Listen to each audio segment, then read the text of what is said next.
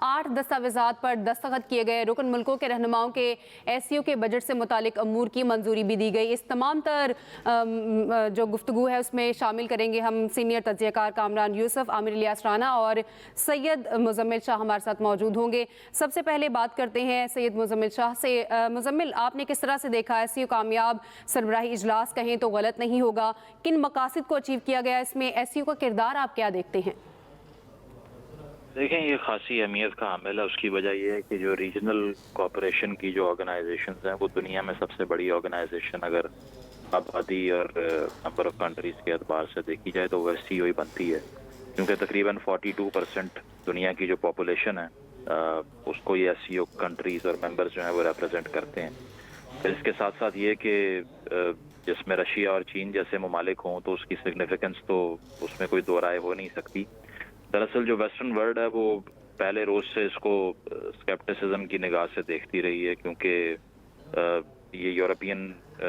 जो मेंबर्स थे पार्लियामेंट के और इसके अलावा जो डेलीगेशंस थे वो भी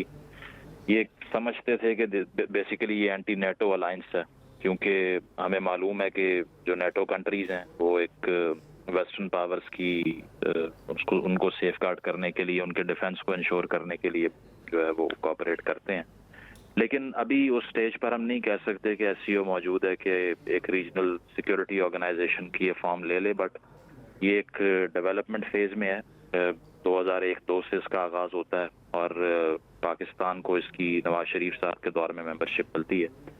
तो अब आकर ये है कि दरअसल इसमें जो पाकिस्तान के अंदर इस इजलास का होना है वो बहुत खुशाइंद है, और उसमें भारतीय वजीर खारजा का आना भी I think it's a very positive gesture. उसकी वजह यह है कि 10-11 साल बाद कोई इस लेवल का भारत का कोई नुमाइंदा पाकिस्तान में आया है। तो इसमें बेशक बायलैटरल एजेंडाज नहीं होते, क्योंकि बाय लॉ बायलैटरल अफेयर्स को आप डिस्कस नहीं कर सकते SCO मीटिंग्स के अंदर, लेकिन उसके बावजूद एक कम्युनिकेशन चैनल के खुलने का तो इम्कान होता है, क्योंकि अगर दुनिया की तीसरी या चौथी सबसे बड़ी इकॉनमी आपके बॉर्डर पे एग्जिस्ट करती हो तो उनसे इंगेज करना जो है वो अपने भी एक नेशनल इंटरेस्ट में आता है। तो मैं ये समझता हूँ कि ख़ास तौर पे जो यूरेशियन अलायंसेज हैं उस लिहाज से देखा जाए तो मेरा ख्याल है कि नेटो के बाद सबसे इम्पोर्टेंट जो दुनिया में कोई अलायंस इस वक्त एग्जिस्ट करती है वो यही है। पिछले साल भी UN के अंदर एक रेजोल्यूशन आई थी जिसमें UN की SCO के साथ कॉपरेशन का एजेंडा था, और उस रेजोल्यूशन के खिलाफ वोट देने वाले सिर्फ 2 मुल्क थे, एक इसराइल और एक अमेरिका। जिससे साबित ये होता है कि वेस्ट को भी ये कंसर्न है कि अगर ईस्ट में इतनी बड़ी अलायंस बनती है तो हो सकता है उनके इंटरेस्ट भी उससे हार्म हो सकें। लेकिन पाकिस्तान के लिए regional cooperation is very important. उसकी वजह यह है कि हमने 50 से सीटो सेंटो साइन कर लिया, हम वेस्टर्न अलायंस में चले गए और हमने रीजनल कोऑपरेशन की तरफ तवज्जो नहीं दी, क्योंकि सोवियत यूनियन जो उस दौर में थी हमने उससे भी कोऑपरेट नहीं किया, ट्रेड नहीं की। अच्छा, भारत ने अपनी फॉरेन पॉलिसी उस दौर में जो बनाई वो नॉन अलाइन मूवमेंट के साथ मिल गए, लेकिन हम वेस्टर्न अलायंस में चले गए और उसका नुकसान हुआ कि वेस्टर्न ब्लॉक में जाने से रीजनल कोऑपरेशन नहीं कर सके। तो अब आकर अगर पाकिस्तान बैलेंस कर रहा है अपनी फॉरेन पॉलिसी को और वो रीजनल कोऑपरेशन की तरफ जा रहा है तो बहुत खुशाइन चीज़ है। उसकी वजह यह है कि जब आप रीजन के अंदर अपने ताल्लुकात को बेहतर करेंगे तो फिर उसके बाद शायद आपको IMF की और दुनिया की ज़रूरत ना पड़े, क्योंकि अगर लोकल करेंसीज में ट्रेड हो, बॉर्डर खुल जाएं, तो ये इस सारे रीजन में, जिस तरह शहबाज शरीफ साहब ने भी आज कहा कि पॉवर्टी, गुर्बत जो है वो बहुत बड़ा मसला है, तो उसको हल करने के लिए रीजनल कोऑपरेशन चाहिए। एड से और बैरूनी फंडिंग से लॉन्ग टर्म प्लानिंग नहीं हो सकती। तो मेरे नज़दीक तो बहुत पॉजिटिव जेस्चर है ये। सही। अच्छा मुजम्मिल, ये भी बताएं कि इस कॉन्फ्रेंस के बाद हमारे हमसाया ममालिक के साथ ताल्लुकात को अब किस नज़र से देखते हैं, ख़ास तौर पर इंडिया के साथ, क्योंकि इस बार बड़ी मुस्बत तब्दीली देखने में आई। देखिए, इसमें पाकिस्तान के साथ तो जो ताल्लुकात हैं भारत के, उसमें अगर हम ये इवन सिर्फ पाकिस्तान और भारत के अलावा भी अगर देखा जाए तो हमें मालूम है कि भारत और चीन के ताल्लुकात भी आपस में